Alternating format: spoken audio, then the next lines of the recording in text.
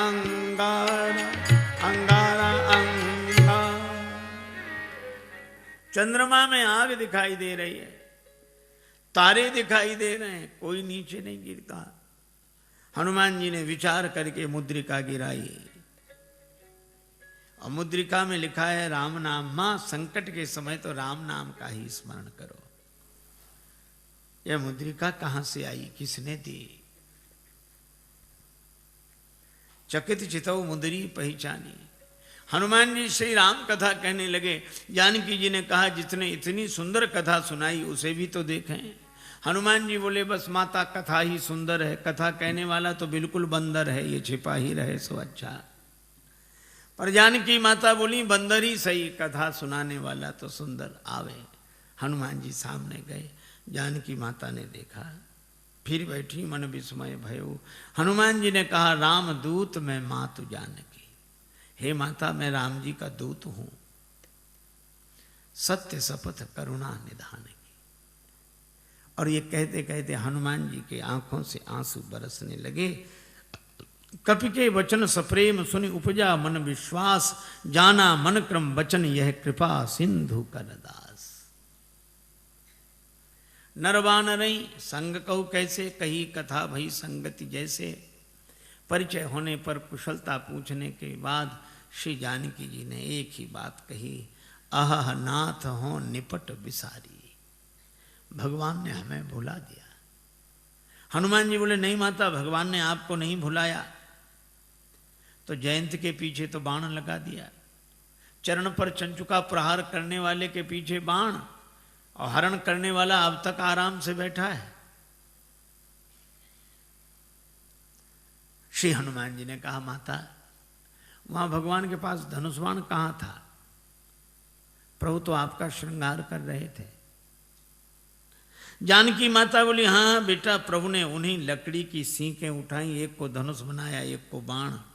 तो सीख क्या बाण बनी होगी? नहीं नहीं, प्रभु का संकल्प है। तो मां औरों को तो सीख ही दिख रही होगी, बाण है ये तो पता आपको होगा। हाँ, तो हनुमान जी बोले ऐसा भी तो हो सकता है कि हरण करने वाले रावण के पीछे किसी और रूप में बाण को लगा दिया हो। और रूप में? किस रूप में? हनुमान जी ने कहा कि माता सामने देखो, ये वानर के रूप में राम जी का बाण ही है। जिम अमोघ रघुपति कर बाना, एही भांति चले हनुमाना। ये बाण है। धनुज वन कृशानुम, रघुपति बाण कृशान, श्री हनुमान जी कहते हैं।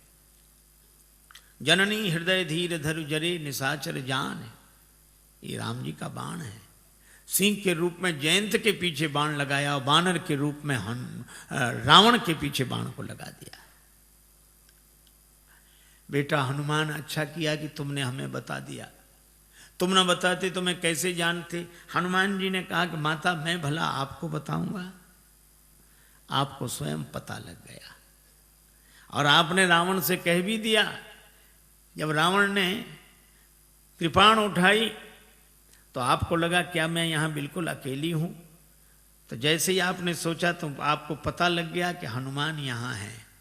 तो आपने रावण से भी कहा, अस मन समुझ कहत जान की, खल सुधि नहीं रघुवीर बाण की। अरे खल, तुझे राम जी के बाण की खबर नहीं है। अगर अंतर कथाओं का सहारा न लिया जाए तो राम जी के बाण के रूप में तो यहां अर्थ श्री हनुमान जी का ही ध्वनित होता है।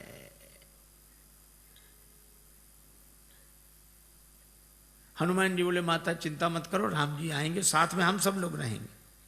अब इतने छोटे से हनुमान जी श्री जानकी माता से कहें कि निश्चिंत रहो, हम लोग रहेंगे। जानकी माता बोली बेटा सभी बानर तुम्हारे जितने हैं। हनुमान जी बोले हम तो उनमें बहुत बड़े हैं, बाकी सब छोटे छोटे हैं, हम सीनियर हैं, बाकी जूनियर। जानकी माता बोली तो हो चुका हमारा उद्धार, हमको हंसी लगी। जहां सीनियर इतने से हों, कई बार मुझे लगता है ये अंग्रेजी का शब्द है सीनियर। सी माने देखो, नियर माने नजदीक से ही जो दिखे, दूर से दिखे ही नहीं। हनुमान जी ने कहा माता संदेह है। जानकी माता ने कहा मोरे हृदय परम संदेहा, सुन कभी प्रकट कीन निज देहा। श्री हनुमान जी ने विशाल रूप में अपने को प्रकट किया। जो जानकी माता हनुमान जी को ऐसे देख रही थी वो ऐसे देखने लगी। बेटा भरोसा हो गया, हनुमान जी छोटे बने। जानकी माता ने आशीर्वाद दिया और कहा कि वत्स हनुमान, जब तुम इतने बड़े थे तो इतने छोटे बनकर क्यों आए? हनुमान जी ने कहा कि माता बेटा कितना ही बड़ा हो पर मां के आगे तो छोटा ही है, और मैं तो छोटा ही था, फिर इतने बड़े कैसे बने? कहा यह तो आपकी कृपा दृष्टि का चमत्कार है। आपकी दृष्टि जिस पर पड़ जाए वही छोटे से बड़ा बन जाता है। हनुमान जी ने कहा कि माता मुझे आशीर्वाद मिल गया। अभी तक मैं राम जी का दूत था, लेकिन अब सीता राम जी का पूत हूं। आपने आशीर्वाद दिया, पर मेरी माता मेरा आज जन्म हो गया है। जानकी माता बोली मुझे भी तुम्हारे जैसा बेटा मिल गया। श्री हनुमान जी ने कहा माता जन्म लेते ही मेरी एक आदत है, बड़े जोर की भूख लगती है। अंजनी माता के गर्भ से जन्म हुआ, जन्मते जगी जठर की ज्वाल, गगन में मारी एक उछाल, कृषे रवि बाल जाने फल लाल, आपकी जय हो जय हो जय हो। श्री हनुमान जी ने सूर्य भगवान को ही फल समझ के मुख में रख लिया। बाद में देवताओं ने प्रार्थना की तो छाण दियो रवि कष्ट निवार। एक सज्जन ने श्री तुलसीदास जी से कहा कि सूर्य भगवान उदय होते तब लाल रहते, थोड़ी देर में पीले पड़ जाते हैं, क्यों? श्री तुलसीदास जी बोले हनुमान जी के डर से, कि कहीं हनुमान जी फिर फल न समझ लें। जाको बाल विनोद समुझ मन, डरत दिवाकर भोर को।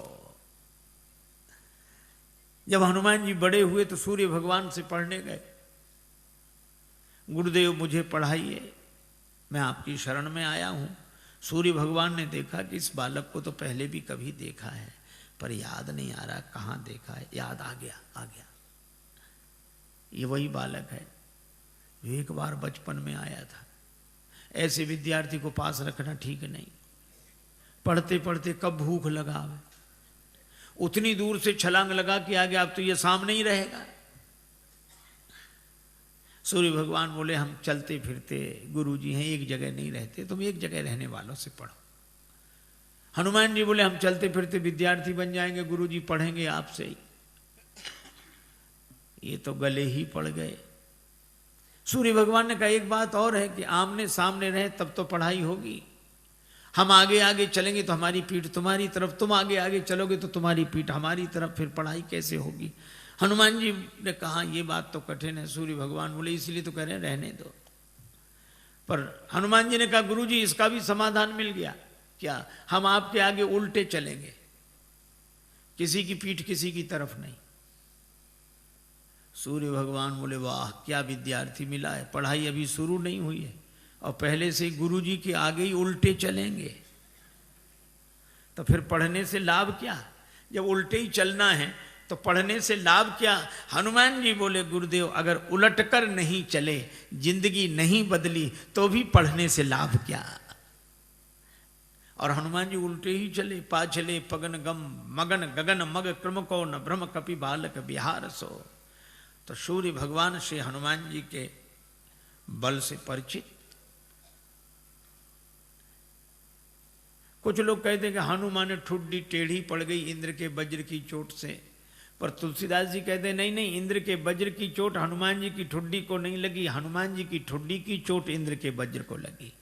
जाकी चिबुक चोट चूरन किए रदमद कुलिस कठोर को। ऐसे वीर बजरंगबली ने कहा माता भूख लगी, तो आज क्या विचार है? फल साम नहीं है, लागी देख सुंदर फल रूखा। रावण की वाटिका का उसका हमें डर नहीं, आप तो सुख पूर्वक आशीर्वाद दो। जानकी माता ने कहा रघुपति चरण हृदय धरि तात मधुर फल खाओ। हनुमान जी वाटिका में प्रवेश किए। राक्षस तो स्वभाव से आलसी।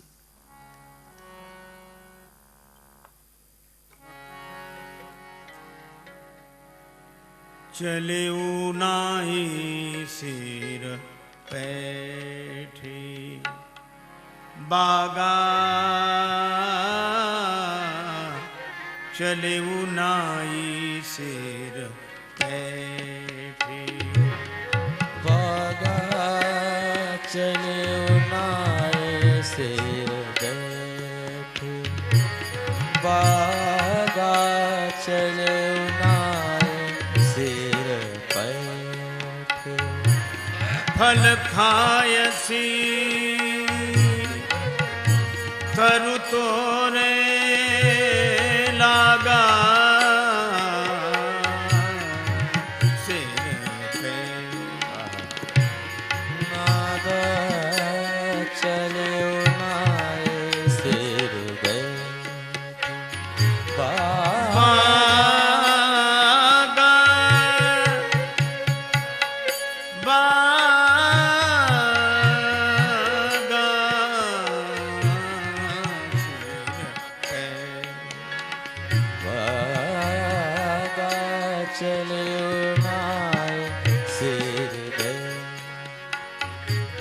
हनुमान जी ने बगीचे में प्रवेश किया। राक्षसों ने देखा बंदर आया, बंदर बंदर बंदर। दूसरा राक्षस वाले आते रहते हैं ऐसे बंदर, स्वभाव से ही आलसी। हनुमान जी ने कहा आए नहीं तो फल खाए। अरे बंदर फल खाए जा रहे। अरे फल खाएगा 2 4 10 क्या। हनुमान जी ने तब पेड़ उखाड़ने शुरू किए, तरु तोड़ने लगा। अब पेड़ उखाड़, अब इनको होश आया कि रावण को क्या जवाब देंगे। पेड़ ही गायब। क्या कर रहे हो? हनुमान जी ने कहा तुम्हारी प्रतीक्षा, आओ। और जो आए सो हनुमान जी गदा की जरूरत ही नहीं पड़ी। जिस पेड़ के फल खा रहे थे वही पेड़ उखाड़ के राक्षसों पे मारा। कुछ बचे गए पुकारत कछु अधमारे। अधमरे थे वो गए। अच्छा जो पिट कर जाएगा डरा हुआ वो लंबी बात नहीं बोल पाता, हाँफ रहे थे। रावण ने कहा क्या हुआ? नाथ एक आवा कपी भारी, 2 ही 2 अक्षर मिलेंगे इस पंक्ति में। थोड़ी सांस ठहरी, अब कहते हैं सो अशोक वाटिका उजारी। अक्ष कुमार को भेजा, पर कपीशम अक्षहंतारम, ये सुभट को लेकर आया था। चला संगले सुभट पारा। हनुमान जी ने अक्ष कुमार का वध किया। बंधु निधन सुन उपजा क्रोधा। आप लोगों ने बताया कि वो कपि नहीं महाराज, मरकट है, मार काट मचाए है। मेघनाद बोला मैं चलता हूं। अब रहे महाभट था कि संगा, भट्ट सुभट महाभट्ट, पर धन्य हमारे बजरंग बली, सबको भटा भट्ट कर दिया, एक नहीं बचा। कजू मारे से कजू मारे देसी, जिस पर पेड़ पटका उसे मार दिया।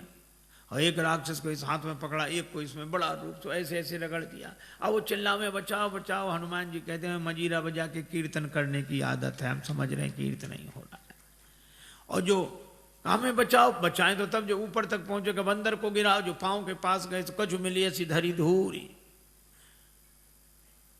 ये कछु थोड़े बहुत नहीं है। पर तुलसीदास जी ने ना संख्या लिखी ना नाम। किसी ने तुलसीदास जी से पूछा कि ना आपने नाम लिखी ना संख्या। तुलसीदास जी बोले मरने दो, राक्षस हैं, कौन से बड़े महापुरुष हैं जो इनकी पुण्य जयंती मनाई जाएगी, सो याद रखें सब। मेघनाद को भी लगा कि प्राण जाने ही वाले हैं, तो उसने ब्रह्मास्त्र का प्रयोग किया। हनुमान जी परम वीर हैं, लेकिन बड़ों का सम्मान करना जानते हैं। ब्रह्मास्त्र में बंध गए। मेघनाद लेकर आया। रावण ने कहा कौन है तू? कह लंकेश कवन ते कीसा, कई के बल बन घालिस खीसा, मारिस निश्चर कही अपराधा, कौसट तो न प्राण कई बाधा। हनुमान जी सुनते रहे। बाद में बोले जाके बल लवले सते जिते उचराचर जहारी, तास दूत में जाकर हरि आने प्रिय नारी। मैं राम जी का दूत हूं।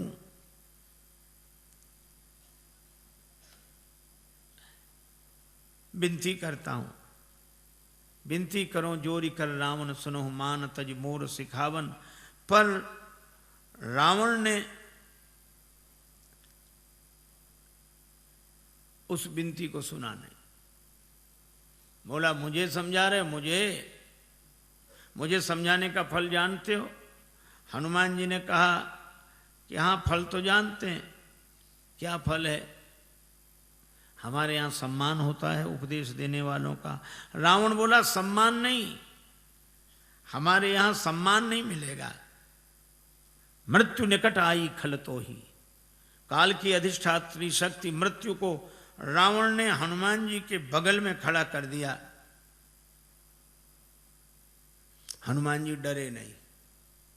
रावण बोला मौत तुम्हारे बगल में खड़ी है, तुम डरते नहीं हो? हनुमान जी ने कहा कि रावण मौत हमारे बगल में खड़ी जरूर है, लेकिन देख तुम्हें रही है। रावण बोला हमें देख रही तो तुम्हारे पास क्यों खड़ी है? हनुमान जी बोले हमसे तो पूछने आई है कि रावण का अभी मामला साफ करना है कि बाद में, तो अभी तो हम उसे रोके, फिर तो जो होगा सो होगा ही। रावण को बड़ा क्रोध आया, मार डालो राक्षस को। राक्षस मारने दौड़े। हनुमान जी ने मन ही मन सोचा कि जानकी माता को बचाने के लिए मंदोदरी आ गई, तो मुझे भी बचाने के लिए कोई आएगा। और इतना ही जैसे ही राक्षस मारने दौड़े तो सचिवन सहित विभीषण आए। और कोई सजा दे दो। रावण बोला बंदर के अंग भंग कर दिए जाएं।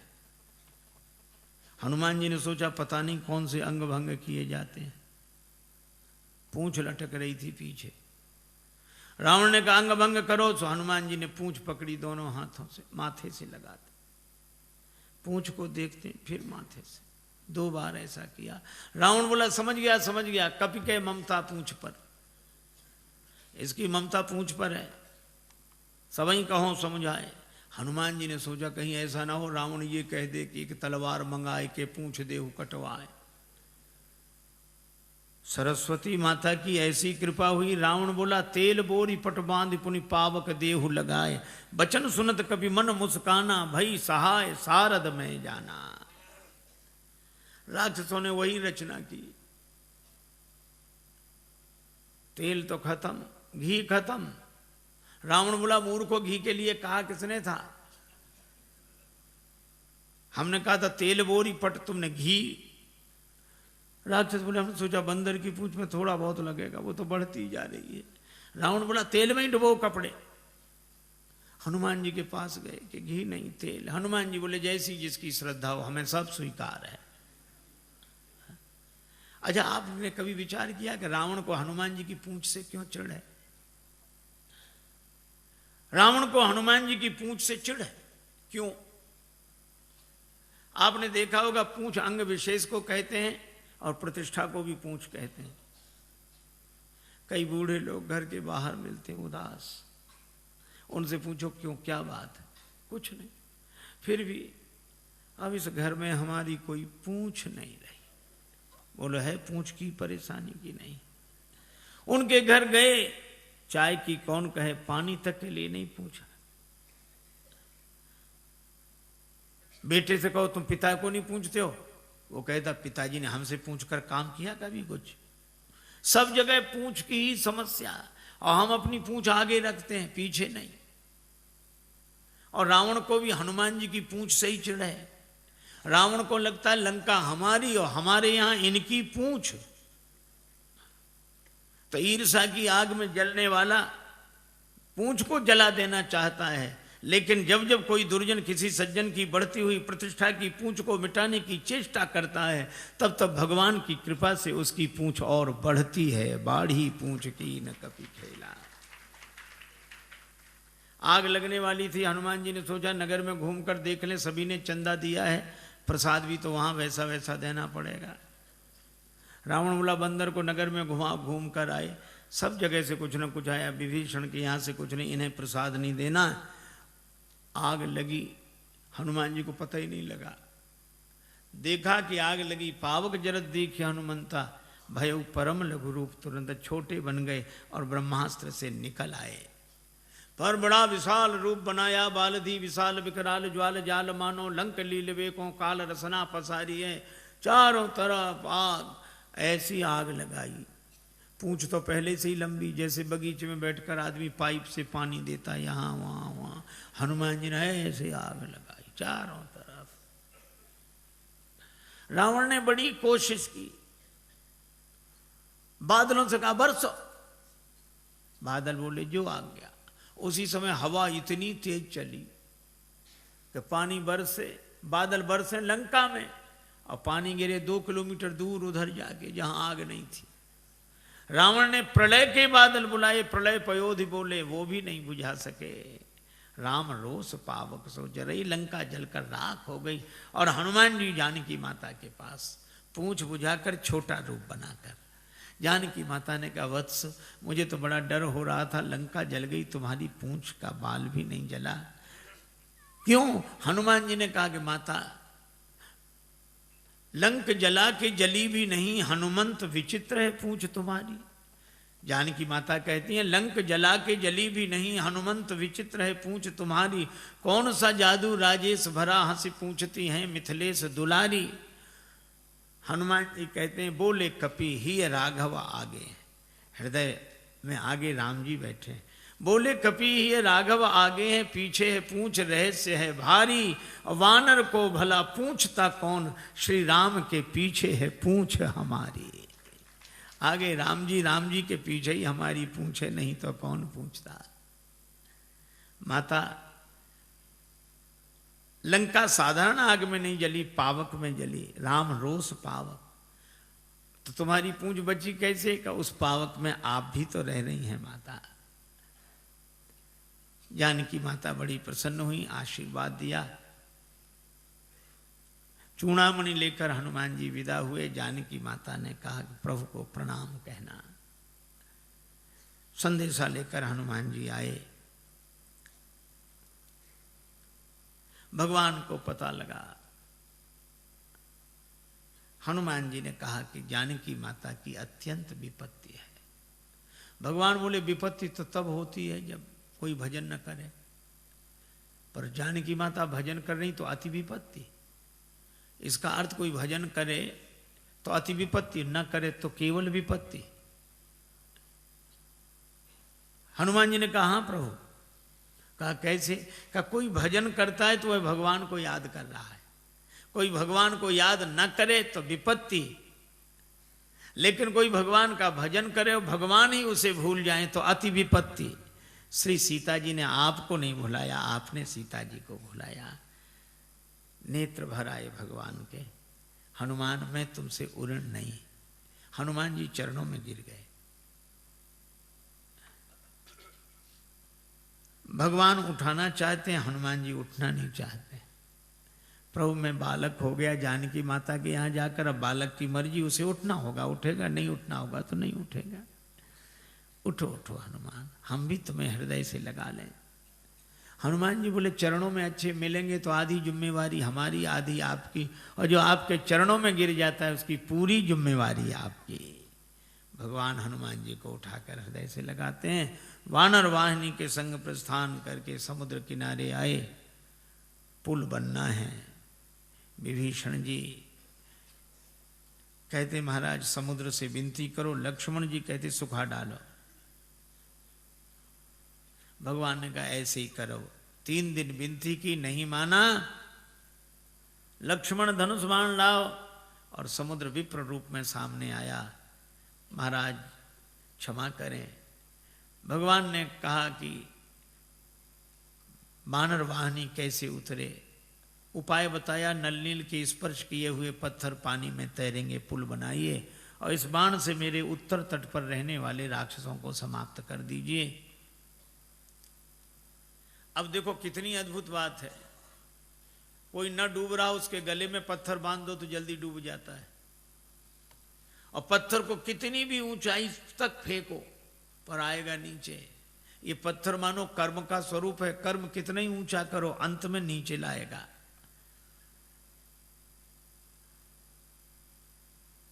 और ये पत्थर डुबाता है, हाँ, देहाभिमानी को डुबाता है, लेकिन नल छू दे इसे, विवेक वैराग्य के द्वारा छू दो तो ये पत्थर तैरने वाला बन जाता है। पर ये विवेक वैराग्य उन्हें जिन्हें गुरुदेव का आशीर्वाद मिला हो, लरिकाई ऋषि आशीष पाई, पुल बना, भगवान की सेना पार हुई। भगवान ने कहा कि अंगद जी को फिर भेजो। अंगद जी गए। हनुमान जी हैं पूरे साधु, अंगद जी हैं पूरे सिपाही। साधु आस्था की स्थापना करता है, सिपाही के द्वारा व्यवस्था की बात विधिवत होती है। अंगद जी ने नगर में प्रवेश किया, रावण का बेटा मिल गया। बंदर बोले वही राक्षस बोले वही बंदर फिर आ गया। लेकिन रावण के बेटे ने लात उठाई, मार नहीं पाई। अंगद जी ने गही पद पटके भूमि भमाई। राक्षस बोले ये बंदर वो नहीं, दूसरा है ये तो। रावण के बेटे को ही मार डाला, हाथ गिरते ही ऊपर गया। अंगद जी रास्ता नहीं पूछ रहे तो भी बता देते इधर से इधर से इधर से। अरे रास्ता काहे को बता रहे? बोले आगे बढ़े, यहां से तो पीछा छूटे। और रास्ता इसलिए भी बता रहे हैं कि हम तो पहले ही समझ गए थे, वही नहीं समझा जो सिंहासन पर बैठा उसी को समझाओ। अंगद जी को देखकर सभासद उठे। रावण ने फटकारा तो बिचारी न बैठ पाए न उठ पाए। कौन है तू? अंगद जी ने जो उत्तर दिया वो बड़ा अद्भुत। कहे लंकेश कवन थे बंदर। हनुमान जी के सामने तो रावण बोलता गया, अंगद जी ने बोलने ही नहीं दिया। कहे लंकेश कवन थे बंदर। अंगद जी बोले मैं रघुवीर दूत दस कंधर। तू कहे हमसे बंदर, हम कहें आदरणीय श्रीमान जी पूजनीय। एक चौबे जी थे, उनसे कोई कहे चौबे जी तो चौबे जी कहते हाँ जी, और कोई कहे चौबे तो फिर कहते क्यों बे। अंगद जी ने कहा कि तू मुझसे बंदर कहे, और अंगद जी फिर चुप नहीं हुए। मम जन कहीं तो रही मिताई तव हित कारण आयूं। भाई मेरे पिता से तुम्हारी मित्रता थी, तुम्हारे भले के लिए आया हूं। मेरा कहना मानो, पुरजनों को और रानी महारानियों को साथ में लेके दांतों के नीचे तिनका दबाओ, कंठ में कुल्हाड़ी रखो और फिर भगवान से जाकर प्रार्थना करो। तो मेरा भरोसा है कि भगवान तुम्हें क्षमा कर देंगे। और जो वैसे ही नहीं जा रहा था, इतनी शर्तों के बाद जाएगा। अंगद जी सोचते हैं कि जाए ही नहीं सो अच्छा। रावण बोला तेरे पिता से मेरी मित्रता, कौन है तेरा पिता? अब रावण खूब जानता है ये बाली का बेटा है, लेकिन पूछा ऐसे ताकि अंगद कहें कि बाली तो मर गए। मैं पूछूंगा कौन सी बीमारी हुई क्या? राम जी के बाण से। तो रावण बोला मैं फिर कहूंगा कि जिसने तेरे बाप को मार डाला उसी की सेवा करते शर्म नहीं आती? बाप की मृत्यु का बदला लेना है तो हमारे साथ आ। लेकिन जैसे ही अंगद जी से कहा कि तुम्हारा पिता कौन, तो अंगद जी बोले 6 महीने जिसकी बगल में दबे रहे उस बाली को भूल गए। रावण ठाका लगा, बोला हाँ हाँ हाँ हाँ हाँ हाँ रहा बाली वानर में जाना। आजकल बाली कहाँ है? अंगद जी बोले 8-10 दिन में तुम भी वहीं पहुंच जाओगे जहां बाली है, वही कुशलता बताएगा। रावण बोला तुम्हारे कठोर वचन में सहन कर रहा हूं क्योंकि मैं धर्मात्मा हूं। अंगद जी बोले तुम्हारे जैसा धर्मात्मा कौन? परित्य हरण करने वाला तो धर्मात्मा तुम ही हो।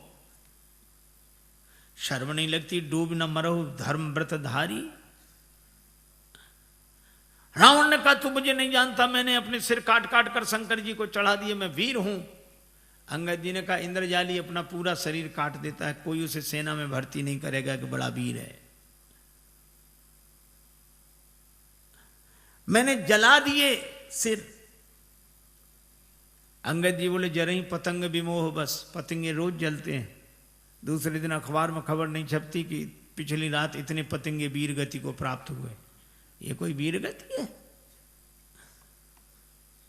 मैं कैलाश पर्वत उठा लिया, इतना भार उठाने वाला हूं। अंगद जी बोले जानवरों में सबसे ज्यादा बोझ गधा उठाता है। भार वहीं खर वृंद, ते नहीं वीर कहा वहीं समझ देख मति मंद। रावण बोला मैं चलता हूं तो धरती हिलती है। अंगद जी बोले तुम्हारे चलने से हमारे राम जी के छोटे भैया लक्ष्मण जी बोलते हैं तो धरती हिलने लगती है।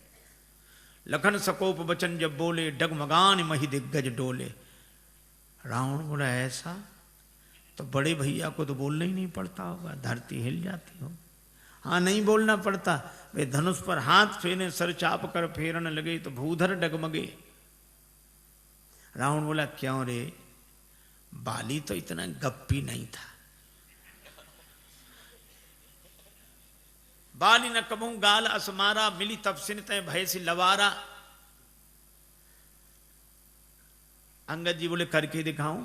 जब ते कीन राम के निंदा क्रोध बंत अति भयो कपिंदा कटकटान मही कुंजर भारी दो भुजदंड तमक मही मारी और जो पृथ्वी पर प्रहार किया डोलत अवनी धरती हिल गई सभासद खसे रावण के मुकुट गिरे छीना झपटी मची 6 मुकुट रावण ने सिर पर लगाए 4 मुकुट अंगद जी ने राम जी की शरण में भेज दिए। अब विचार करो 10 सिर और 6 मुकुट कितने सुंदर लग रहे होंगे। लेकिन रावण से किसी ने कहा कि सुंदर नहीं दिख रहे। बोले भले ही सुंदर न लगे 2 तो ज्यादा हैं इधर। अंगद से कहा उठा के फेंक दो इसको, राक्षसों को फेंक दो। अंगद जी बोले बाद में फेंकना, पहले चरण हिला दो। सभी राक्षस गए, चरण नहीं हिला। तासु सभा की ओ कठिन प्रणजय तौल्यो कैलाश तुलसी प्रभु प्रभुता कहो कि सेवक को विश्वास। अंगद जी का पांव नहीं हिला। तुम ही बचे हो। रावण आया, जैसे ही चरण पकड़ने लगा अंगद जी ने पांव हटा लिया। रावण बोला यह क्या किया? अंगद जी बोले झुकना यहां सिखा रहे हैं, पर चरण पकड़ना हो तो भगवान का पकड़ो। साधु वही है झुकना अपने चरणों में सिखाए, पर चरण भगवान का पकड़ाए। रावण को बड़ा बुरा लगा, लेकिन करता क्या। अंगद जी आए, राम जी से कहा कि युद्ध अवश्यम भावी है। दूसरे दिन से युद्ध आरंभ हुआ।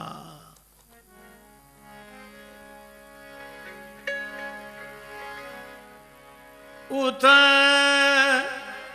रावण इत राम दुहाई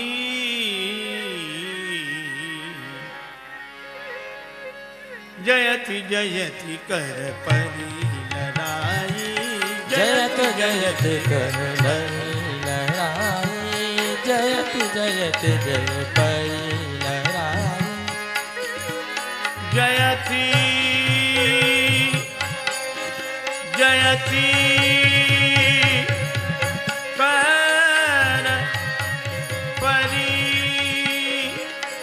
लड़ाई कर परी लड़ाई।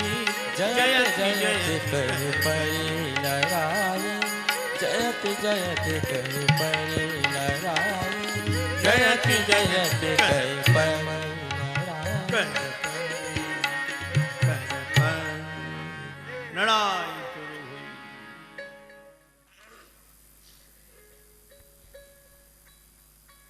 मेघनाद आया। हनुमान जी जहां लड़ते मेघनाद उस दरबार